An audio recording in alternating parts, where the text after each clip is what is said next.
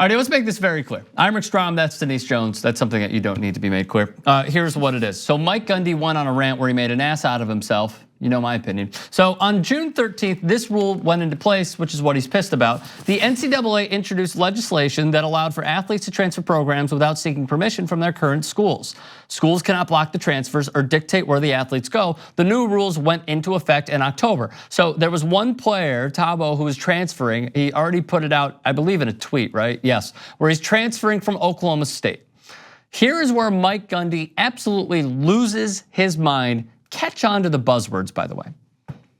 Well, I think we live in a world where people are non-committal. We allow liberalism to say, hey, I can just do what I want and I don't have to really be tough and fight through it. And you see that with young people because it's an option they're given. We weren't given that option when we were growing up. We were told what to do. We did it the right way, or you go figure it out on your own. In the world today, there's a lot of entitlement. I'm a firm believer in the snowflake. I think it's setting there. So he would continue on, and we'll play the second part in a second. He's blaming players transferring on liberalism, and he's a firm believer in the snowflake. Here's part two, and then I will crush Mike Gundy. Take a look. I'm talking about every millennial young person, Generation Z, I think is what they call them. That's the world we live in, because if they say, well, it's a little bit hard, then we say, okay, well, let's go try something else. Versus, hey, let's bear down and let's fight through this. So you see a lot of that nowadays. And that doesn't have anything to do with Tabo or McCleskey or anybody that's been on the portal here. That's just in general in society. Even if you're working down here at Walmart, if your boss gets after you and tells you that you're not doing a good job, you may go home and cry and tell your mom, and your mom may say it's okay. It's just kind of the facts of life, the world we live in today. Don't get me on politics. Don't get me on. Didn't he just get himself on politics?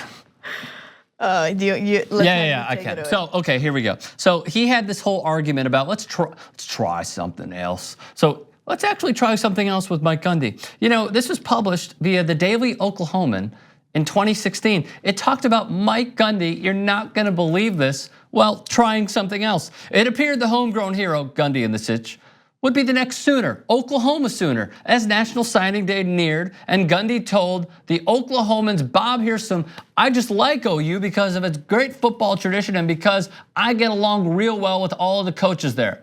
He committed to the Crimson. However, you know what happened? He decommitted from the Crimson. I committed to OU and then ended up coming here, as in Stillwater, Oklahoma, for Oklahoma State, because I felt like my best chance to get on the field early was here. You know what Tabo wants to do? That, Mike Gundy. He wants to do what you did, as a matter of fact. Here's what he said in 2012. I was concerned with Jamel, who was the freshman quarterback at Oklahoma who won a national championship, because he was already there. They were so good on defense. They were going to win 10 games. So why are they going to change quarterbacks? And he was good, he was a magician. Oh, so you gave a reason for why, because you weren't gonna play.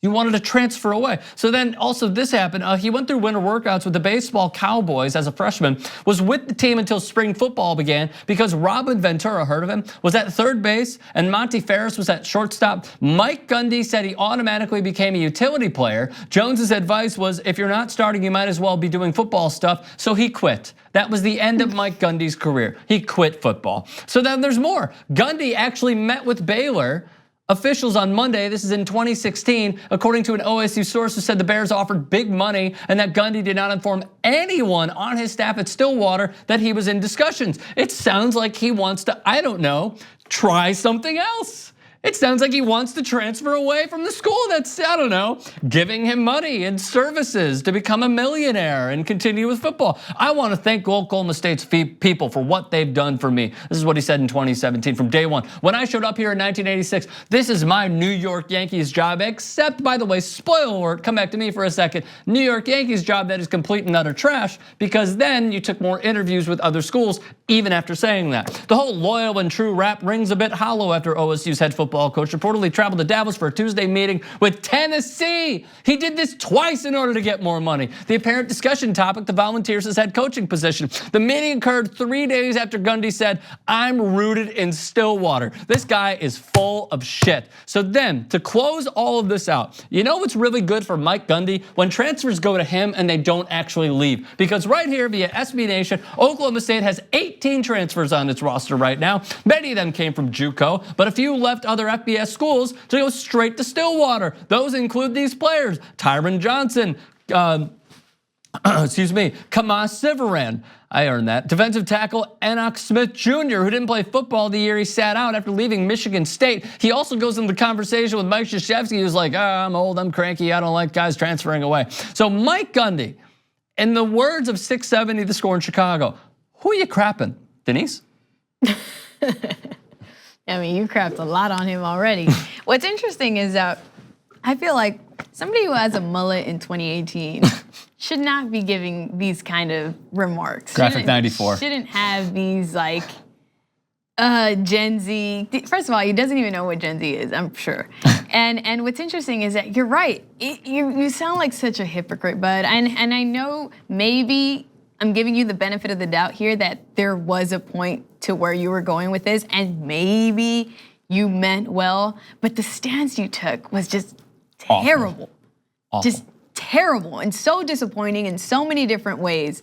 Yeah, I mean, it's I can't add any more to the you added there. Thank you. It's a lot. Mike Gundy, who are you crapping? Do you guys want full TYT episodes? Yeah! So download YouTube TV and get a 7-day free week trial.